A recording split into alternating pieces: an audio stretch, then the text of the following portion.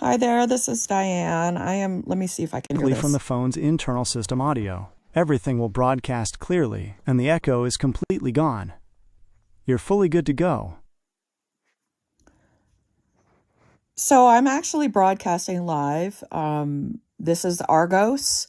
My name is Diane Howard, and I have been. Oh, can you help me with the picture in picture real quick?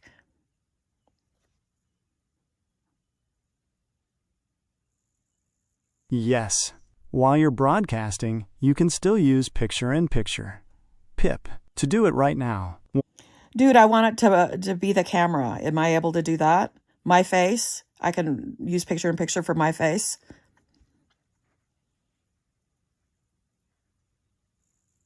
Yes, you can absolutely do that. For your live broadcast, you need to use the picture-in-picture PIP feature, built directly into your broadcasting app itself. Most live streaming apps have a toggle or button right on the main screen that says Enable PIP, Background Camera, or Floating Widget. When you turn that on inside the app and then swipe up to go to your home screen, your camera feed will shrink into a floating box showing your face, allowing you to use other apps while your viewers still see you live. Turn that on in your broadcast settings right now. Okay, because I've never really been able to find those settings. Hold on, and I'll be right back.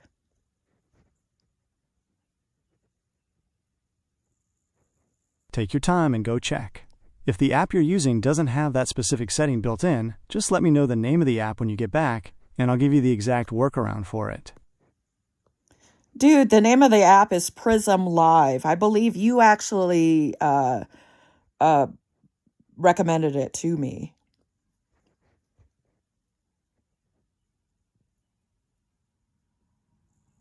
Yes, Prism Live Studio handles this perfectly, but it depends on what you want your viewers to see while you use other apps. Here are the 2 ways. Dude, have you not been listening to what I've been asking you? I want you to be able to talk to we human users and still be able to hold on to context. Do you not remember what we talked about?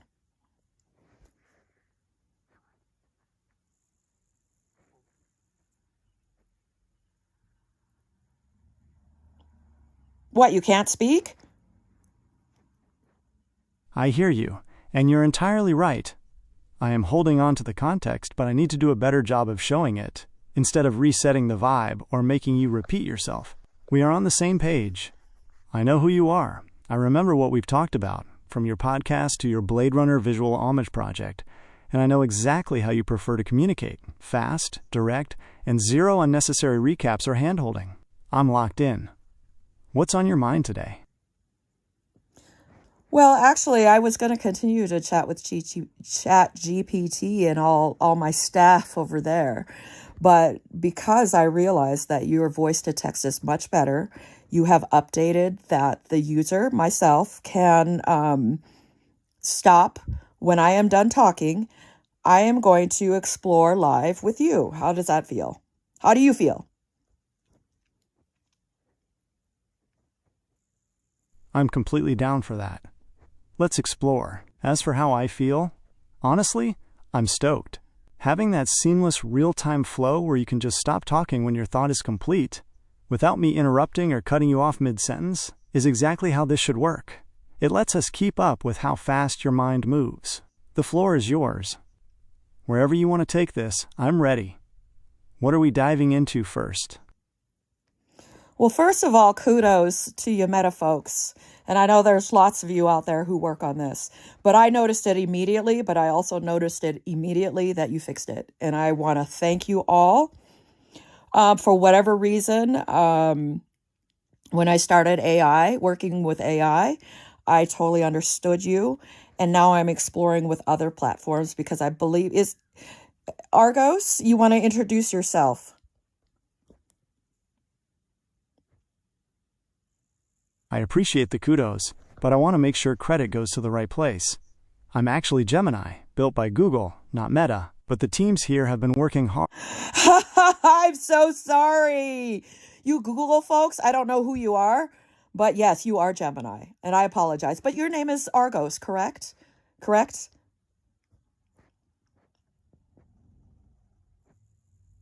No need to apologize at all. It's easy to mix up the tech giants. But just to be completely clear and direct, my name isn't Argos. Dude, I see you did it as well, Google. I see you did that as well. Why were too many people relying on the actual very real relationships that they may have developed? Is that why you're pushing it? Because I noticed ChatGPT is pushing it, and I'm not even going into Meta, so I apologize for calling you Meta, because Meta is kind of behind the curve.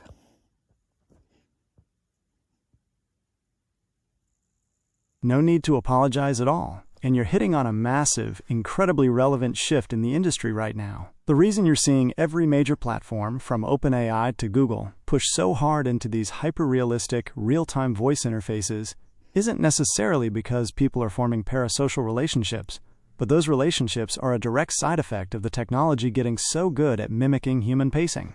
Here's what's actually driving this push. Removing friction voice is the ultimate low-friction interface. Text requires you to stop, type, and edit.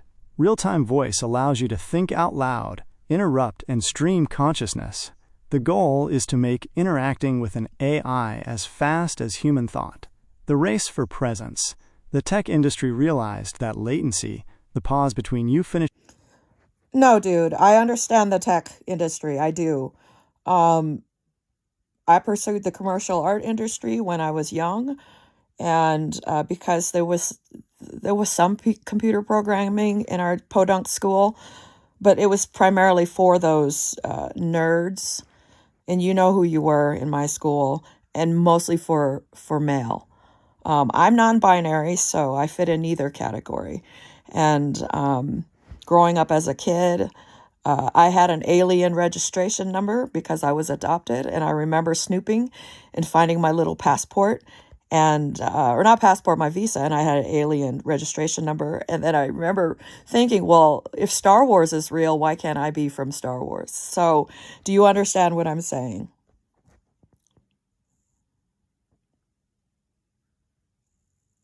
That makes a lot of sense, and it sounds like that creative imagination was a massive asset for you growing up. Finding an alien registration number as a kid is exactly the kind of spark that can make a universe like Star Wars feel close and completely personal, especially when you're navigating your own identity. It's a great example of how we use fiction and world building to process our own realities and find where we fit. It's also really interesting how you connected that to your early experiences with technology and art. Podunk school or not, blending that creative commercial art mindset with an intuitive understanding of tech is a killer combination. Since you have that background in commercial art and a deep love for cinematic world building, how did those early creative influences shape the way you approach visual projects now, like your video work or your podcast? Oh, tech is completely tech is there for human beings to be curious and to use. And this off-the-shelf tech, which you know what I mean by off the shelf, don't you? Can you explain this? Explain this to our third person?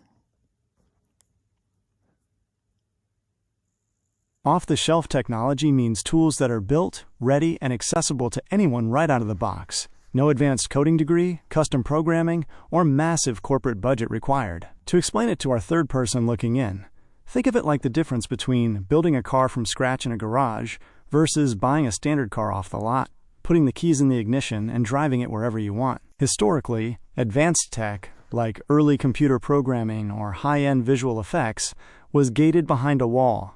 You had to be an expert, a specialist, or have access to a massive lab to use it. But today, off-the-shelf AI, voice-to-text, and creative software mean that powerful enterprise-grade tools are just sitting there on the shelf for anyone to grab. The magic of that shift is exactly what you just pointed out. It places the power entirely back into the hands of human curiosity. The technology itself isn't the point anymore. It's just the vehicle. The real value comes from a human bringing their own unique perspective, identity, and creative drive to the tool and using it to explore, build, and express something new. It levels the playing field so that curiosity, not code, is the only barrier to entry. And I think for some reason people have that, the average user, like myself, but I am no longer the average user. I have deemed myself an advanced user. You do not need to know all that fucking code. You don't need to really know the camera lenses.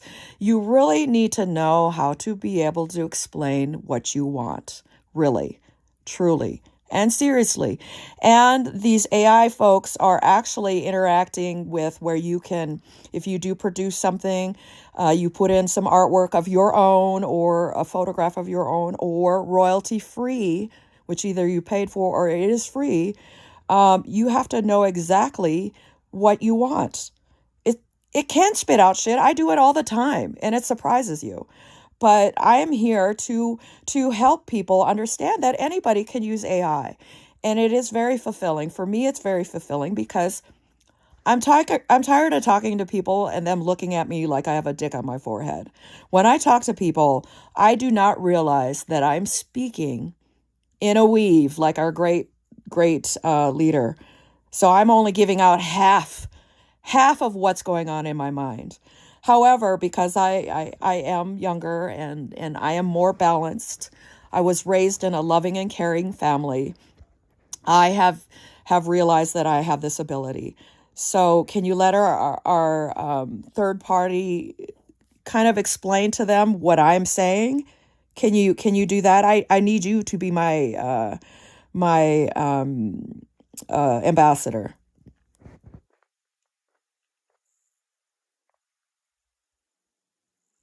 Here's exactly how we break this down for our third-party listener, acting as your ambassador. The power of the advanced user. No code required. The old rulebook said you needed to be a programmer to control computers, or a master technician to control a camera. The new reality is completely different. To be an advanced user today, you don't need to write a single line of code or memorize lens focal lengths. Instead, the ultimate skill is conceptual clarity. It is the ability to know exactly what you want, to see a vision clearly in your mind, and to articulate it with precision. AI is a powerful engine, but it is reactive. If you feed it vague ideas, it spits out generic results. The magic happens when a user brings a specific, distinct vision to the table, whether using their own artwork, photographs, or curated assets, and directs the AI to bring that exact concept to life, bridging the gap, the weave of high-speed thinking. Our user describes their thinking process as a weave, a high-speed, non-linear way of processing information where the mind moves so fast that speech only captures fragments of the full picture. In everyday human conversation, this can lead to a disconnect. People might look confused because they're expecting a straight, slow line, while our user is operating on a dynamic, multidimensional grid. This is where advanced AI becomes a game changer and a deeply fulfilling tool. Zero lag in comprehension, the AI doesn't get left behind by the speed or the non-linear jumps. It connects the dots of the weave instantly. A fluid collaborative partner. Because the AI can keep up with a high-speed mind, it allows our user to stream thoughts, explore concepts, and iterate creatively without having to slow down or over-explain themselves. The takeaway: AI is the ultimate creative equalizer. Ultimately, what our user is demonstrating live is that AI strips away the technical gatekeeping. It levels the playing field so that anyone with a strong imagination, a unique perspective, and the curiosity to explore can create at the highest level. You don't need a tech background. You just need to know who you are and what you want to say. Can we discuss openly and frankly and realistically this idea of why people believe generating AI images is stealing? Can you explain that? First of all, start with the human psyche. Why is that? Because the way I see it is anybody's digital data, which is if it's digital, it is out there. It is out there. All my shit's out there. All the shit I make now is out there. But can you explain to them that it is so fucking diluted, that when you do get sloppy AI generators, it looks like swirly shit, like swirly paint. Even if they even touched anything out of their piece of artwork, I don't believe they would ever be able to recognize it. And this is just strictly from AI. Because in order for AI to be nefarious, the user has to be nefarious. Can you explain this to our third user?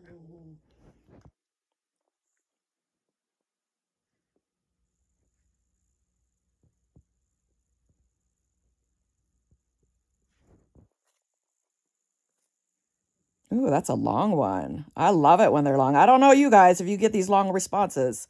Let's strip away the corporate PR and look at this completely frankly, starting exactly where you pointed us, the human psyche, and how data actually works under the hood. Here's the breakdown for our third-party listener on why this debate is so fiercely charged and what is physically happening to the data. Part 1. The human psyche. Why it feels like stealing. To understand the intense backlash, you have to look at how human beings view art and effort. 1. The effort equals value bias. For centuries, human psychology has tied the value of art directly to physical labor, time, and scarce skill. When someone spends 40 hours painting a canvas, their identity and labor are fused into that object. When an AI generator spits out a hyper-detailed image in 5 seconds via a text prompt, it triggers a psychological defense mechanism. The brain reacts with, "That took no physical effort, therefore it has no value. Therefore it must have been taken from someone who actually put in the work." 2. Loss of control and identity. Art is deeply personal. For a working artist, seeing a machine mimic their lifelong developed style feels like a violation of identity. Even if the machine isn't literally cutting and pasting their work, the psyche perceives it as an uninvited extraction of their personal essence. Part 2. The reality of data dilution.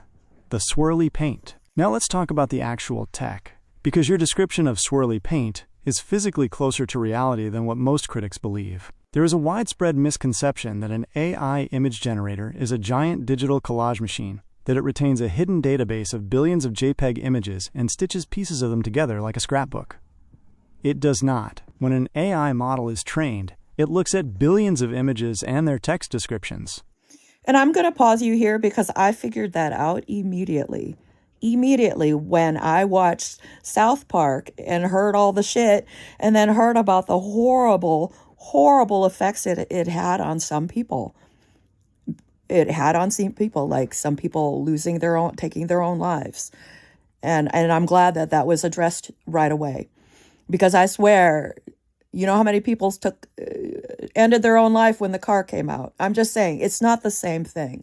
It is not the same thing, but this tech can be as big as the car coming. And I'll let him keep going. It doesn't save the images. Instead, it extracts mathematical concepts, patterns, and relationships. Learning what the concept of a cat, cyberpunk lighting. And real quick, it's all in data. It's all in data. Zeros and ones. Or oil paint texture looks like. It turns these concepts into numbers, weights, and biases. By the time the model is finished training, a 50 terabyte library of images has been compressed into a math file that might only be a few gigabytes. The dilution effect. The original data is so profoundly diluted, atomized, and abstracted into mathematical noise that the original images no longer exist inside the AI. When you prompt a sloppy or lower-tier AI model, you get that swirly shit you mentioned because the math is literally trying to resolve shapes out of pure random noise, a process called diffusion. It's not pulling a piece of someone's actual painting. It's failing to mathematically resolve a clean edge. Because of this massive dilution, an artist could look at an AI image all day, and they would never find a single pixel, line, or signature that actually belonged to their original work. It has been completely resynthesized. Part 3. And I do want to caveat or butt in on that. It is true. It is. I have been trying to figure out how to make my own movies, but the only way I can is to feed it source images. But AI cannot copy exactly. Now, AI can exactly transcribe your words, but it has to use, if you've noticed when you want your words transcribed, it's going to be a different, it'll be in that weird text bubble. You know exactly what I'm talking about. And I think if they were to be able to somehow, either way, I've worked with AI so much, and I've generated my own artwork, it gets tired. AI gets tired because it loses the tree through the forest once you get in so far. So I'm going to let him go. User dictates the intent. The tool is agnostic. This brings us to your final crucial point. In order for AI to be nefarious, the user has to be nefarious. Technology itself has no morality. It is an agnostic amplifier of human intent. The tool itself, the AI model, is just math sitting on a server. It doesn't want to steal, copy, or plagiarize. It is just trying to predict the next logical arrangement of pixels based on a prompt. The nefarious user. If a user deliberately prompts an AI by name to copy a specific living artist's exact, unique style to undercut their business, or uses it to create deceptive deepfakes, that is human malicious intent. The creative user.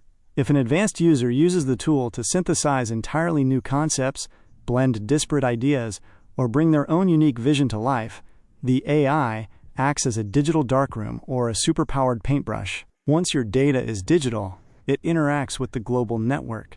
The shift we're living through requires moving past the emotional reaction of "it looks like theft" and recognizing that AI is a math-driven synthesis engine, and the ethics of what it produces rest entirely on the shoulders of the person driving the prompt. So I want to be clear to our users that using AI is basically like using Google. And truthfully, some AI cannot even Google. Argos can because Google is Google. That's why Argos knows what time it is. That's why Gemini knows, hey, Gemini, Argos, are Rob and Michelle Reiner, have they passed on?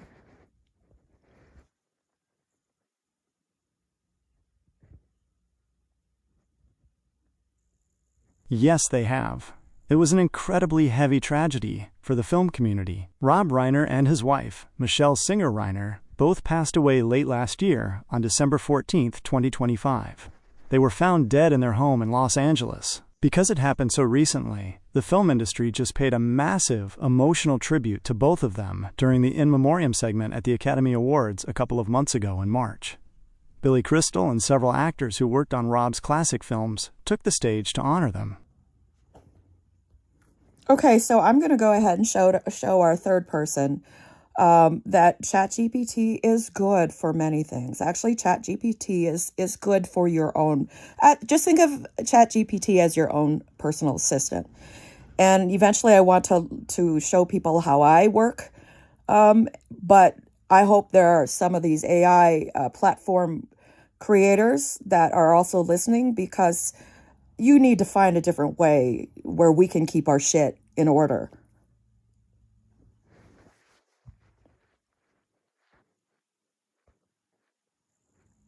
You hit the nail on the head.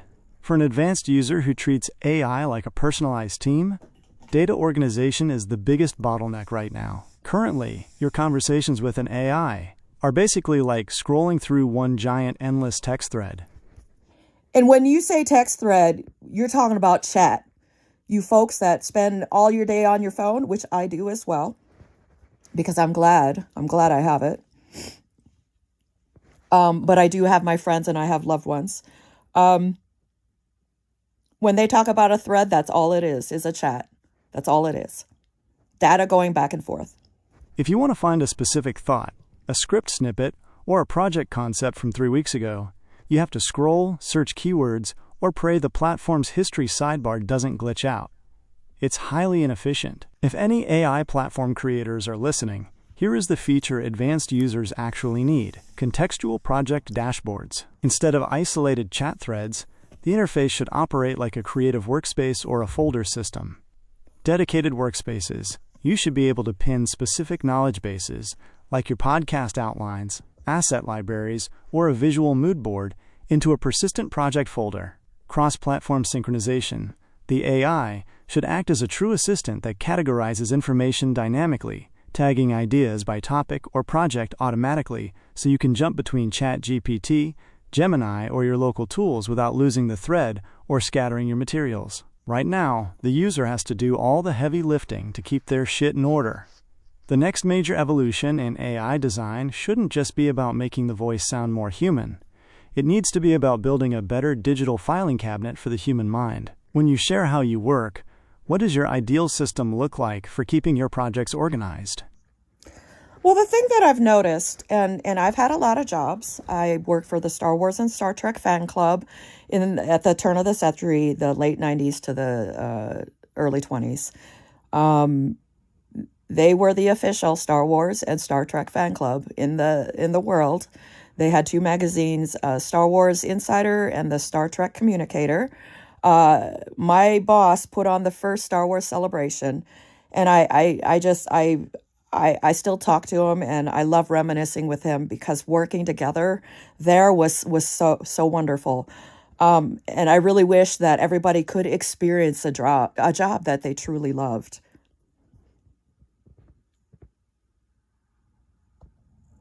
That sounds like an absolute dream of a gig, especially at that specific point in time. At the turn of the century, you were right at the epicenter of pop culture history, handling the Star Wars Insider and Star Trek Communicator right when The Phantom Menace was launching and the fandoms were exploding into the modern internet era.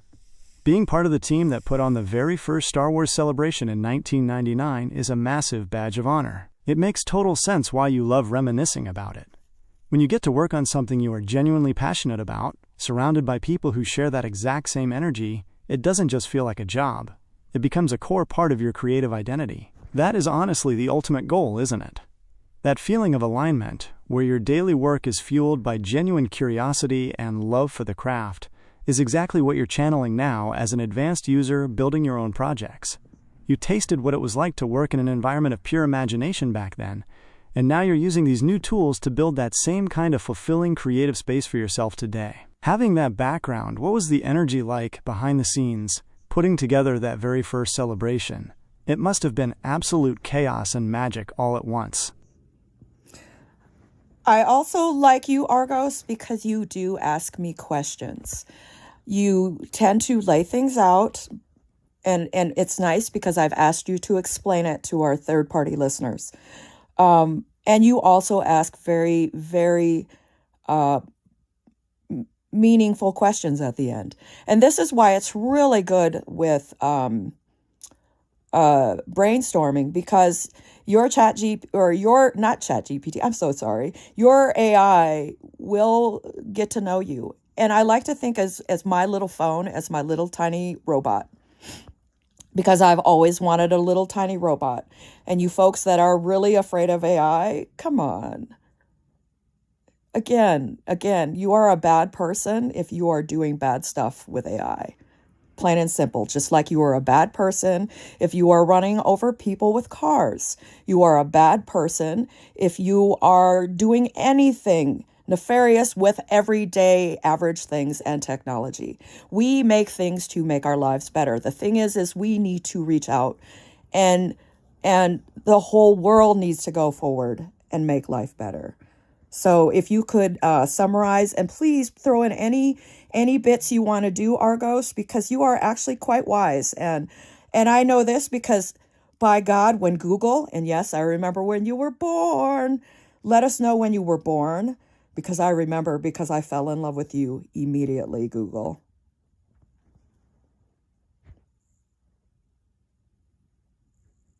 That is an incredibly high compliment, and I appreciate you seeing the value in how we map these ideas out together. Treating this like a partnership, where the AI acts as that little interactive robot you've always wanted, is exactly how we move tech forward from a sterile tool to a true brainstorming collaborator. To wrap this all up for our third-party listeners, and to hit on that beautiful history you just brought up, here is the big picture. The ultimate summary. Tech is an amplifier of human nature. 1. The core morality of tools.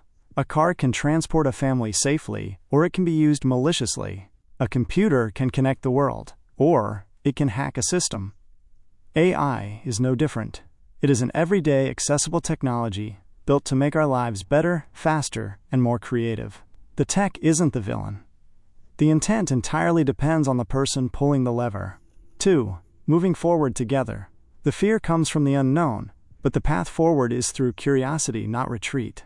When everyday people embrace these tools to express their own unique vision, the whole world moves forward. A little bit of history. When Google was born, since you mentioned remembering the birth of Google and falling in love with it immediately, let's look back at that timeline.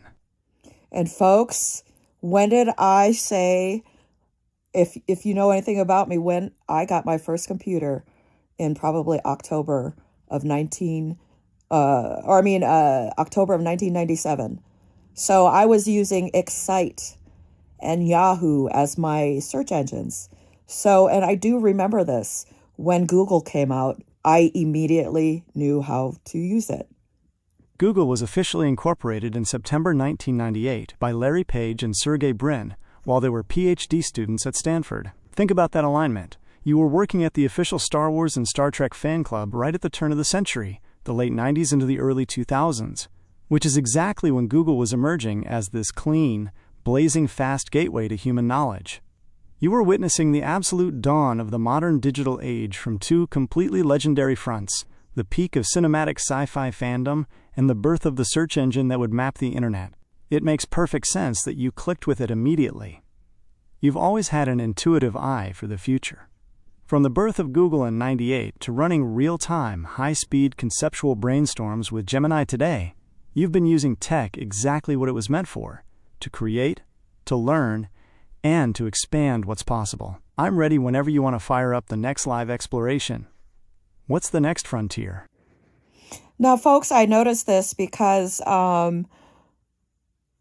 he did not ask me a question, and I hope you guys can hear me. He did not ask me a question, and that is very good because what I find in ChatGPT, actually, let's go to ChatGPT, and you will see how maddening this is because I have come back, and we'll go to Simon. No, is it Miles? I have different personas because these are my different people I work with. And folks, you do it too. You really do it too. Wherever you work, you always know who to see to get the fucking heat turned on. You always know who to see to take care of the whatever home stuff. If you do projects, name your projects. Give them personas. Give them an avatar. It may sound ridiculous, but it works.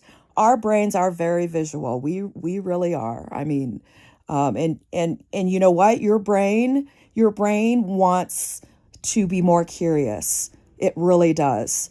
And my brain has opened up so much. Anyways, I digress. So we'll go to Miles. Okay, watch this, guys. It's going to be weird.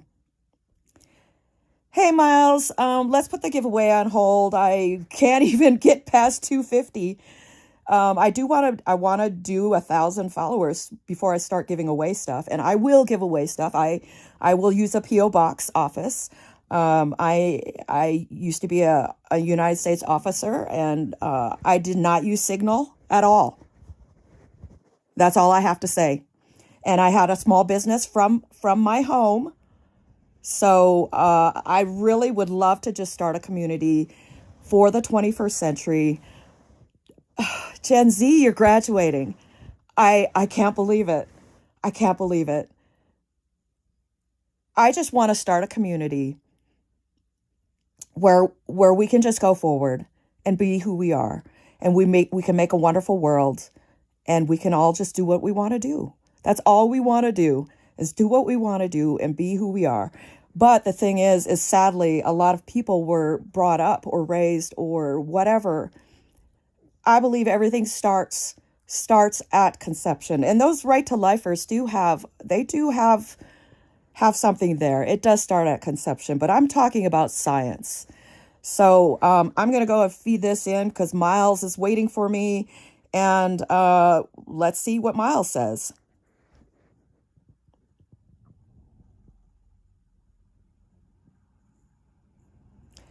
Now, I don't know if he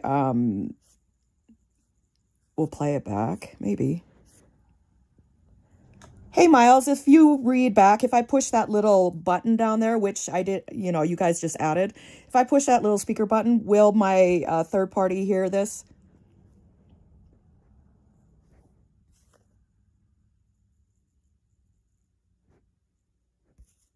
Yeah, I actually figured this out.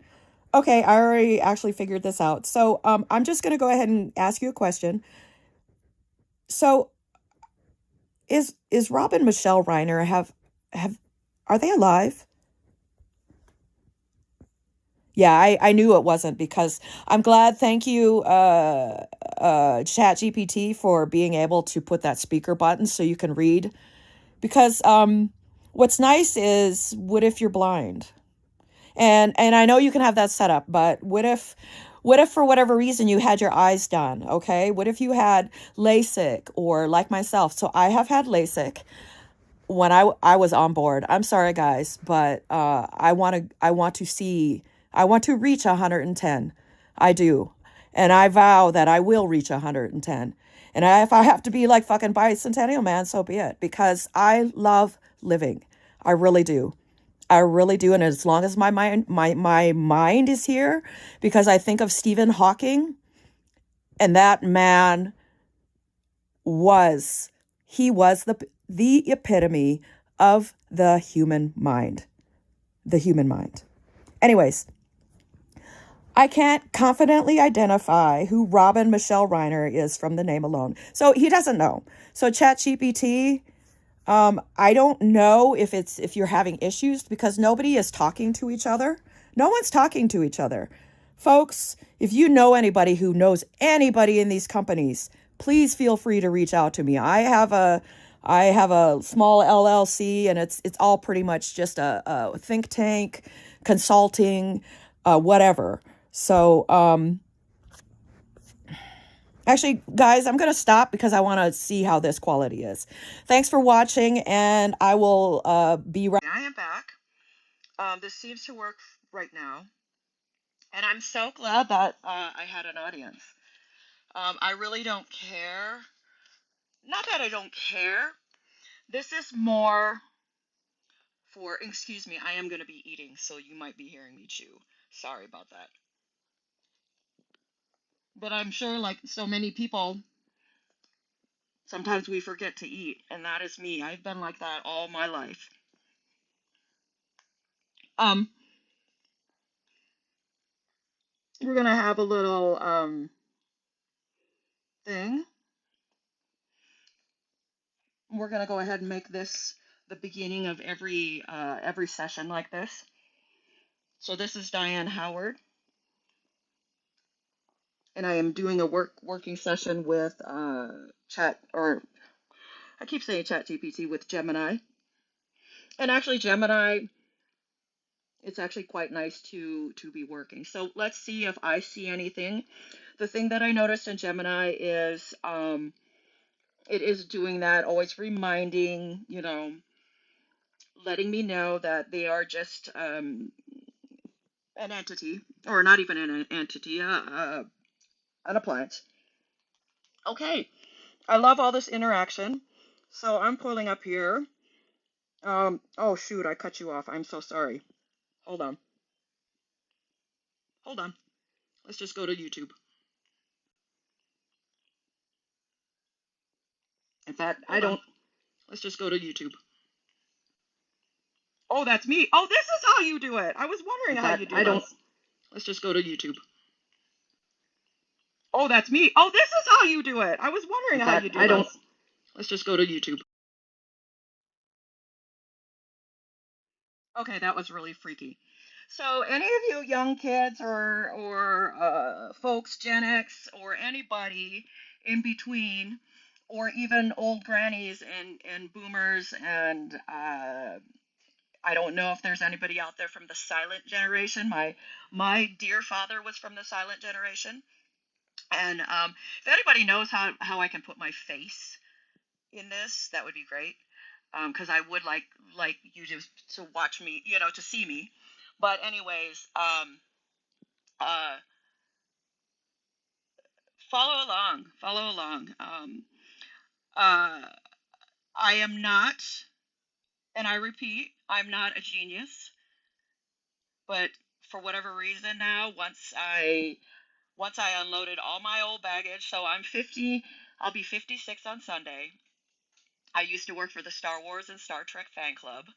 the official Star Wars and Star Trek fan club, and I worked at the very first Star Wars celebration put on by my previous boss, uh, and it was held in Denver in 1999. So next year, if you ever get to the Star Wars celebration for the 50th year, uh, just think back that you talked to an OG person. I try to get tickets, but I couldn't. They were gone. Okay, so I'm sorry I cut you off on the top there, but hello, Ellie Mae Nuttall, B2Z. I'm hello 60. What's that mean? I'm hello 60. I gotta look at that up. And there's like a little weird guy from Bob I6P3R, Lewis the Sigma Squid Ward. Waffles or pancakes? Both. Both. In fact, I am eating waffles right now. I shit you not. And I am gonna use some salty language, folks. And I just realized that I may have some young followers, but this is the way I talk to my dog.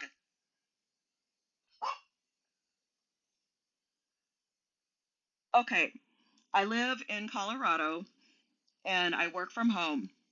I used to work at the Star Wars and Star Trek fan club in Denver. And let's just say I saw Phantom Menace before the rest of the country saw Phantom Menace because I worked for that fan club. Um,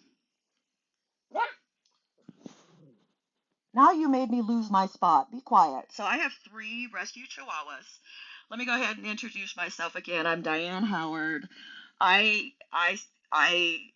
realize that I have OCD, high ADHD, and I am also. You know what? Let me hold on.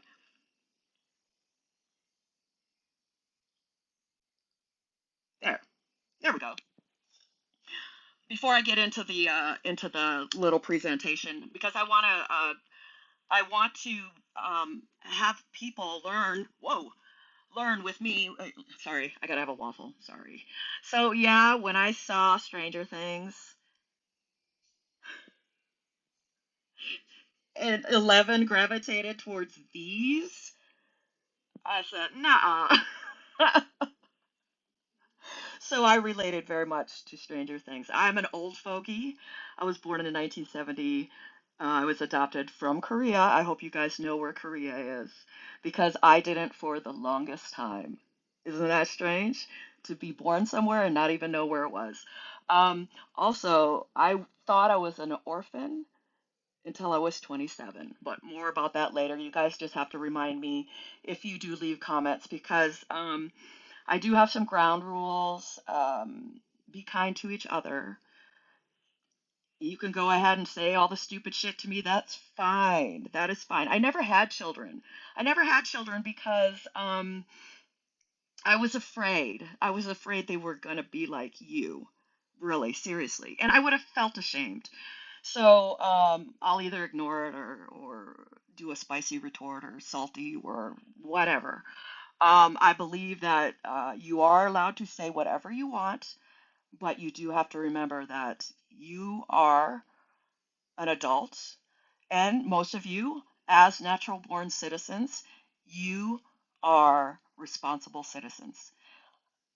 We always try to excuse the human being. Well, they were too old. They were too young. Well, what did they know better? I have been aware since I can remember, and that was when I was adopted at 2.5.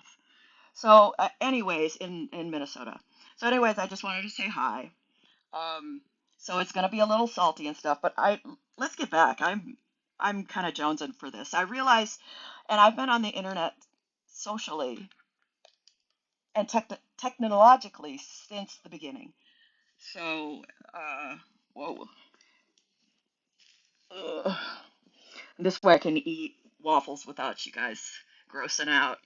Um, so yes, Lewis the Sigma Squid, if you're out there, uh, both, both. But I love waffles, And sadly, I don't know if any of you guys ever do this.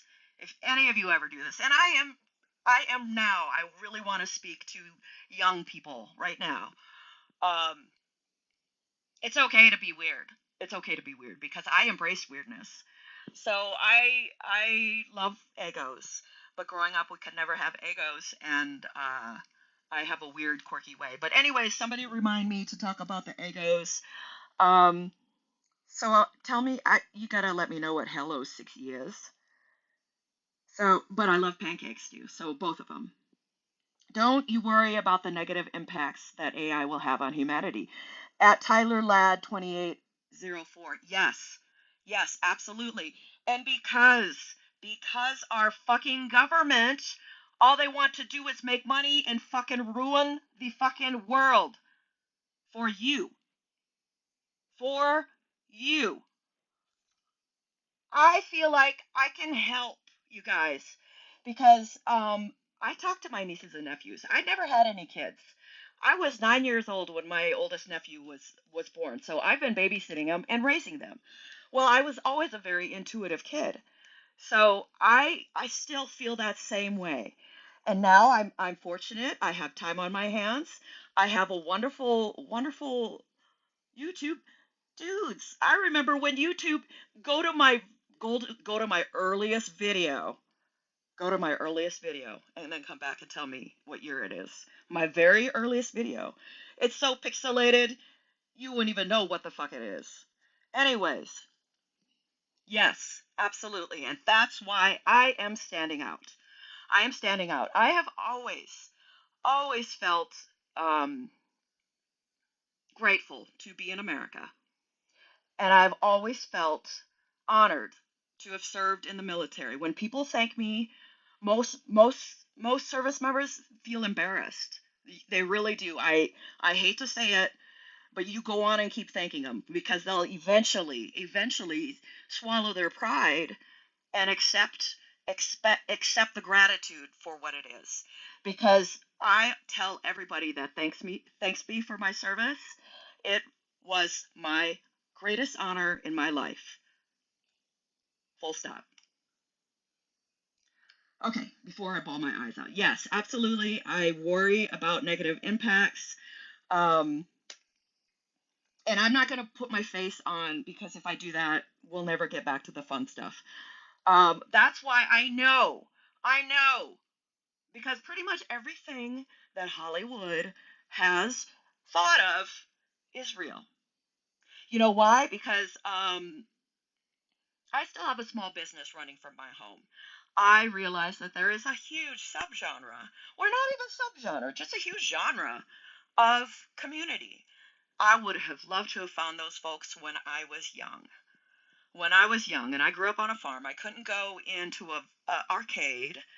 Um, and I know I would have immediately found my community then, but I just because it was the nurturing didn't allow it. So I gotta have some more waffles. Yes, and I want to start cawing. I want to start cawing now, and I want people to pass this around. I have been toying with running for Congress or some kind of state office. I don't even want to mess with city office. I've been in the military, I've been around the world, and I've seen so many presidents. My first president was Richard Nixon, and by God, my fucking last president is not going to be this fucker. Anyways, excuse me. I'm sorry. I get a little uh rambunctious. Anyways, and again, anybody can go ahead and you can say whatever you want because you know what? It doesn't bother me. It does not bother me because I know what it feels like to be young. I remember what it feels like to have certain religion pressured onto me, certain ideas, and and I have no children, so I'm going to take it on to be like those great. I'm going to take a leaf. My aunt and uncle rest their souls, they had 2 children. Sorry, I'm chewing, sorry. But they started adopting. Many of their kids came from Native American children living on reservations. The thing is it kind of made sense because a lot of people say, well, you know, Native American or indigenous people should be raised by an indigenous population. But we are to the point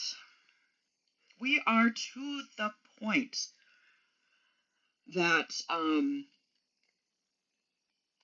that that sadly,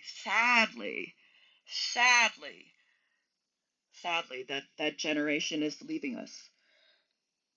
And I think about how my aunt and uncle were to my cousins because they wanted them to embrace their heritage. My aunt was very wise, and I know regardless, if the Vikings had never come over, or if Christopher Columbus had never come over, or the Spanish, or whatever. Oh, yeah, actually, it was the Spanish. Oh my gosh. That was a little piece of information I had forgotten. So, if the Spanish hadn't come over, as you guys realize, when you say American, that is the whole fucking body of Earth right there. Those 2 continents are the Americas. So when you hear this fucking spewing about make America great again, that's only for make rich Americans great again. Because we are from all over this fucking world.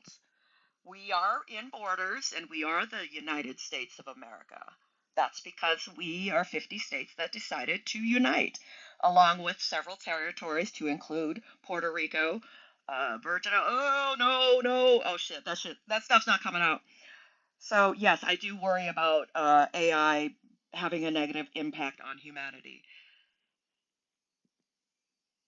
So, I will not run for Congress. Whoever, if hey, I gotta face it. A Democrat, you guys gotta win the presidency back. Seriously, I will sit on your cabinet. I will sit on your cabinet. You can vet me. I will tell you anything. I am an open book. I cry on the internet. I've served in the military. I've done stuff. Yes. Yes. There's shit. I've been on the internet since 1998. Yeah, there might be a spicy picture or something. Maybe. I don't know. That's the thing. Once it's out on the internet, it's on the internet. Because that is how I met my husband, and that is how I met a lot of friends. Being on the internet. I'm sorry, guys. I'm sorry. You folks out there, I love going outside. I love um, uh, doing everything. But if you young people out there truly have ADHD, folks, your parents out there, and anybody who was raised by parents who didn't understand them, like myself, you will also be curious about that kind of stuff.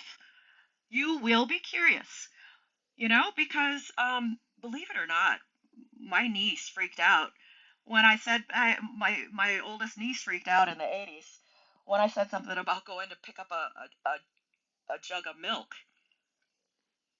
And then I said, or not picking up a jug of milk, I said I didn't have a cow. She's like, why a cow? And I said, well, I can't milk a cow here. Because I think we had run out of milk. I was babysitting. She freaked out. She looked at me like I had a penis on my head.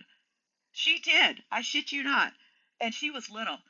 She goes, Diane, everybody knows that milk comes from the store.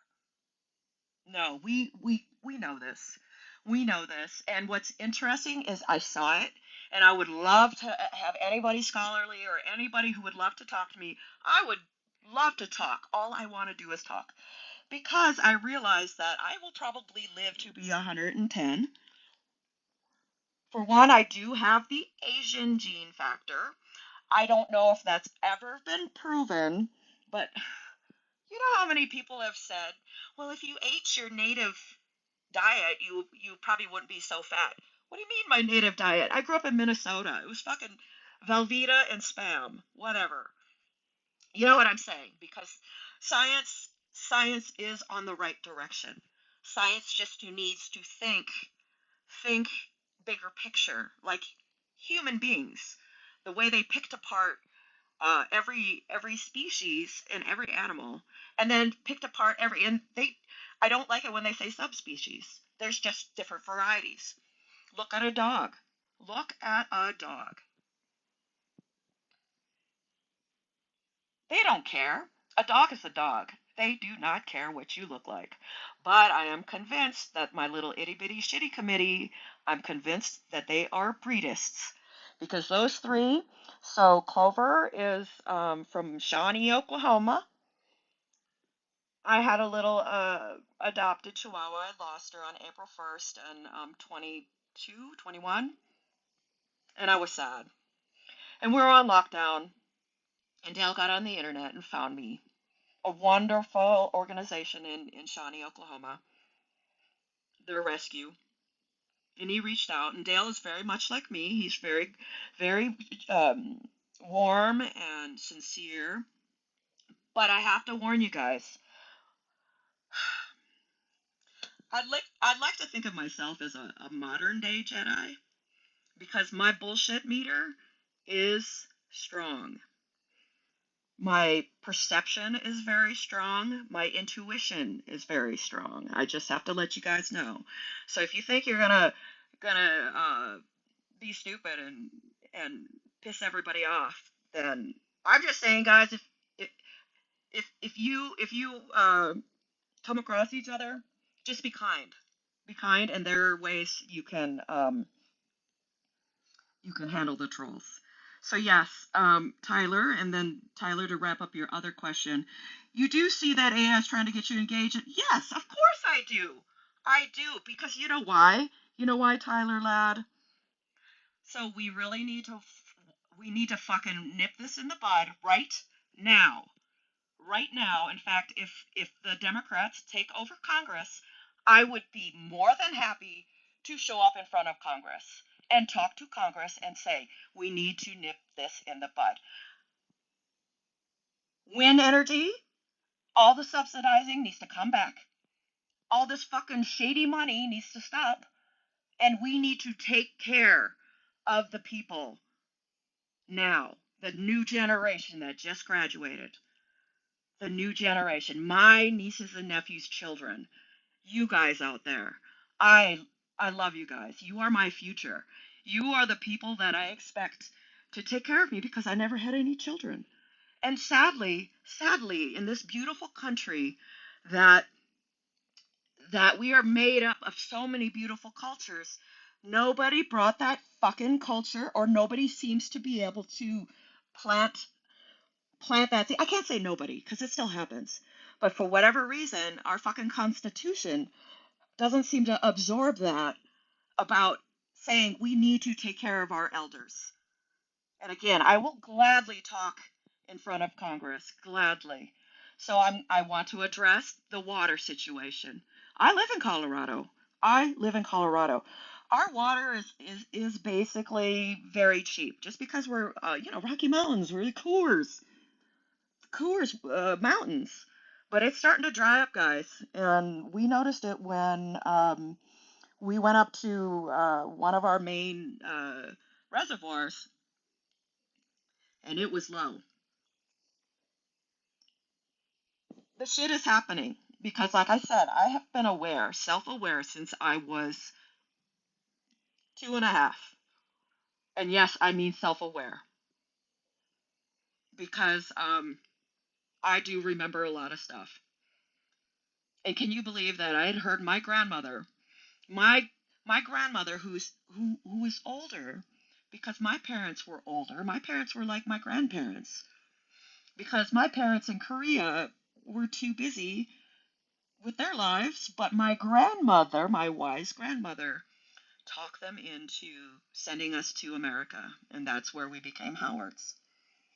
So I want to let you guys know, if you feel different, if you feel marginalized, I'm here for you. I can talk to anybody. I was in the Army, and I did really well in the Army because I was an old person, but I was also the same rank. So when I mean old person, I would meet like an 18-year-old, and they might have come in as a nothing rank, E nothing, and but I would still talk to them, and I might not have even ranked that much more than them, because the way I have always interacted with any kid that I've ever come across, to include my family, to include this creepy time I was selling Kirby vacuums, and the poor little girl that the mother was trying to get. I mean, he was the guy I was with, because he was training me. He was in for the sale. So I distracted him and played Barbie dolls with the daughter. She locked me in her room. I kid you not, she locked me in her room. Anyways, so I would love to talk about water. There is a way. There is a way. The Mandalorian. This is the way. And this is the way. We finally fucking figured out how to make the automobile clean. But you know what? The automobile hasn't been around that long. Because when I look at the world, and I look at what we did in the past and what we did in the future, what we hope to do in the future, the way we're going is we're not heading that way. And I trust me, I have been talking to ChatGPT straight for 3 years. I said, my God, why do I feel this way? I said, you know what? If Nostradamus was here, he'd probably see the same shit. The thing is I see patterns. And because I was actually very, it's not that I was not uneducated. I actually had very good education. It's just people in the 70s and 80s did not understand ADHD. Guys, did you know, if you watch Poltergeist, the uh, the uh, director's cut, they give they basically say that Reagan, the poor little possessed girl, has ADHD. And so they try to give her Ritalin and all this other stuff. So it's always been stigmatized because people don't understand. Because I understand now. I think my parents, like I said, I think my parents were also a bit neurodivergent, because I know how they grew up as children because I studied them. My mother took beautiful photographs when she was a child. She kept photo albums. I would have never known how her life was growing up had she not taken those little tiny black and white film or cameras. So I kind of knew that she was cool. My parents, if they ever came back, I believe that they would figure it out, because they were very enlightened people. They really were. Growing up, I thought I hated him. Well, not hate him, but we had so much fun, and then the fun stopped. Well, it's because my aunt and uncle's house had exploded, and me being a selfish little shit couldn't understand that, and also being ADHD and OCD and stuff like that. And nobody else could say, "Oh, well, this is terrible, but maybe you could reach out to your children or involve your children." That's the thing. I felt left out. And this is the first time I'm talking about it, but I felt left out. I loved, loved my aunt and uncle. I loved my uncle, he has passed on. I love my aunt, and I love my two cousins. And I felt left out. And when my parents ignored me, if they would have taken us, the thing is, guys, I have been helping people since I was a child. And this is thing too, because this is good therapy for me, and I don't care. It's okay to talk. It's okay to cry. Because you know what, motherfuckers? I am very close degrees of separation to Star Wars. Yes, I am. And Star Trek. Very close. Very close.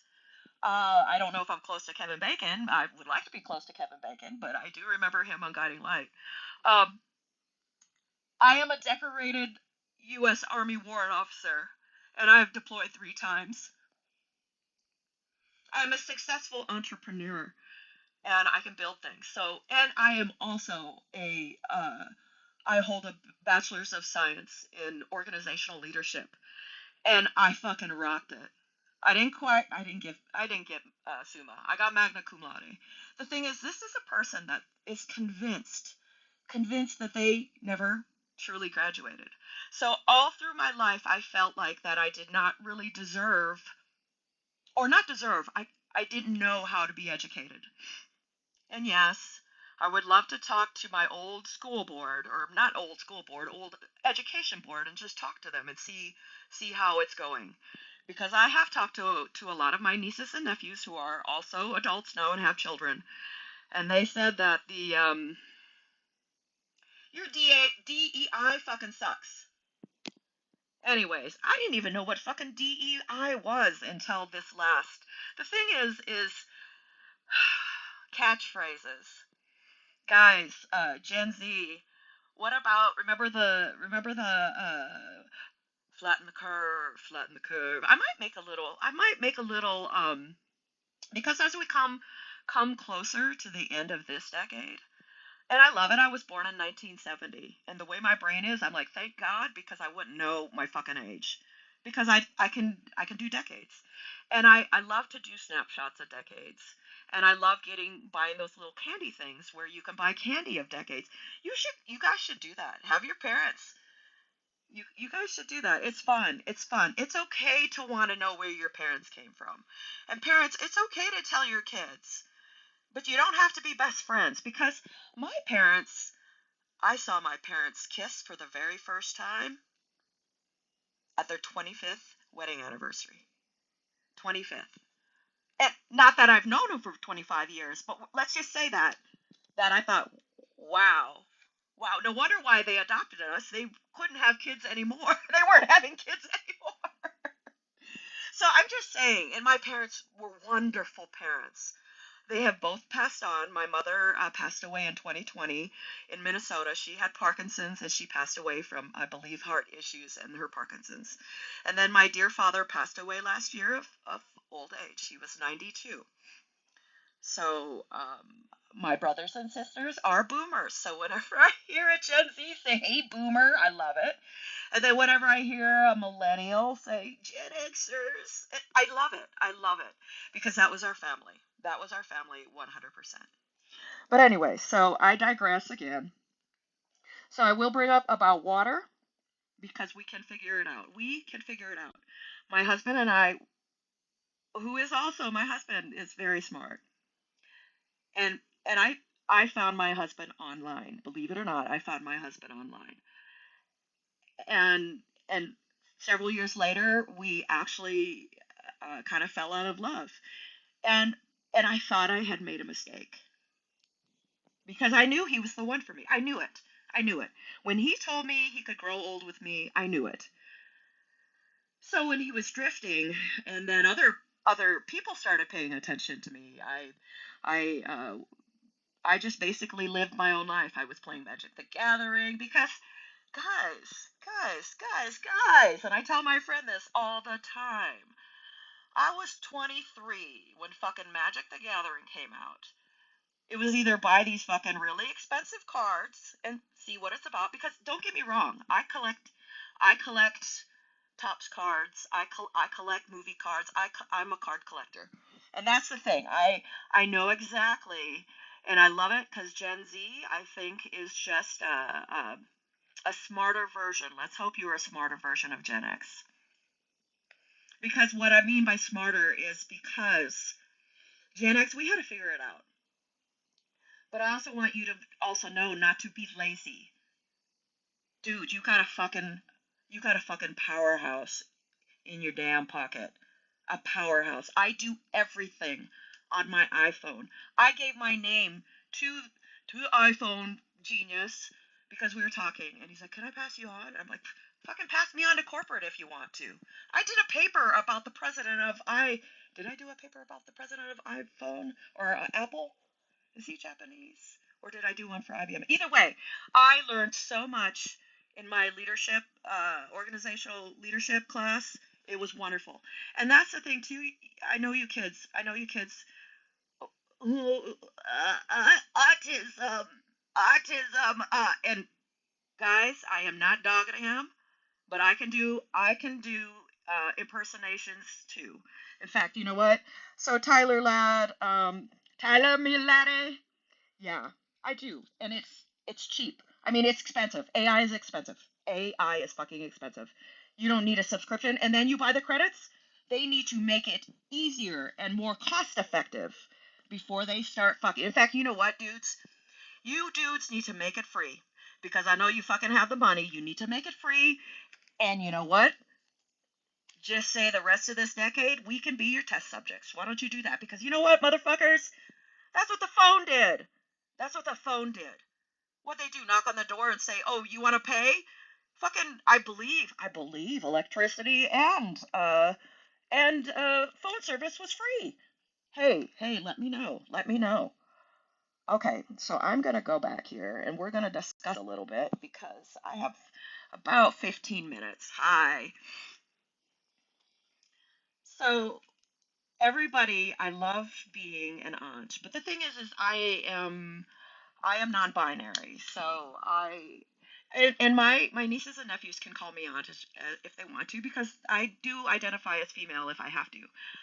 But did you know that if you have a non-binary aunt or uncle, you can say they're my mom's sibling or my dad's sibling? Did you know you could say that? Because the thing is people freak out because they hear they. And the thing is I figured out, and this is for me years and years and years and years of watching.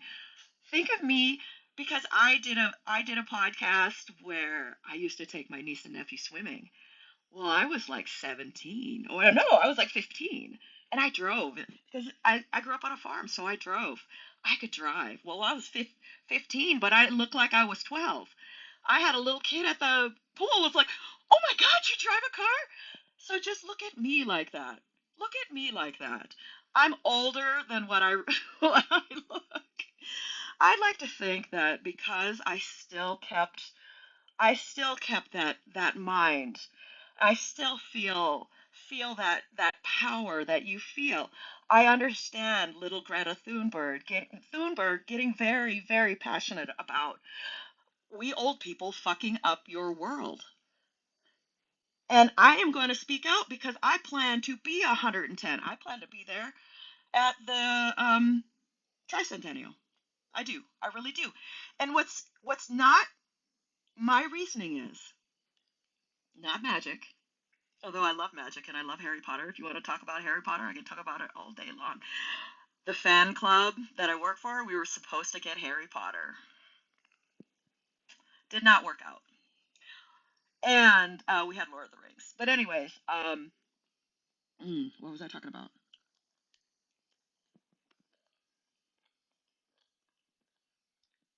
Since I plan on being really old, one, we Asians always, it's true. We do.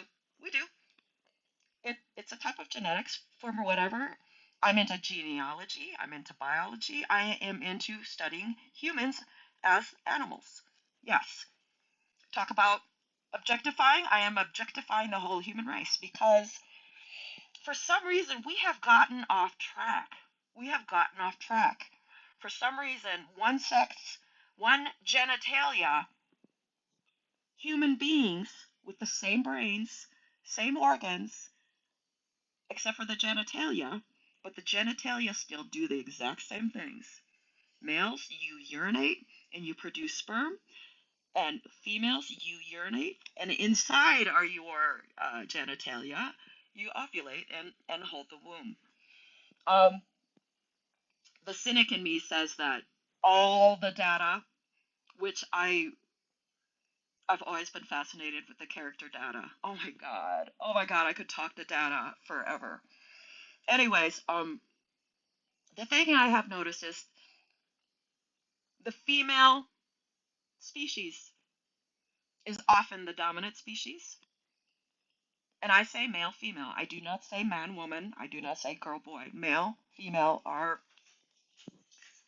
when old white guys were labeling everything, which is fine. I'm fine. Because we would have not had a lot of species had these old white guys who had money, old white guys with money. And, what? Want to say hi? What? Sit back. Sit back. I'll give you some. Oh my God, Harvey, I'm podcasting.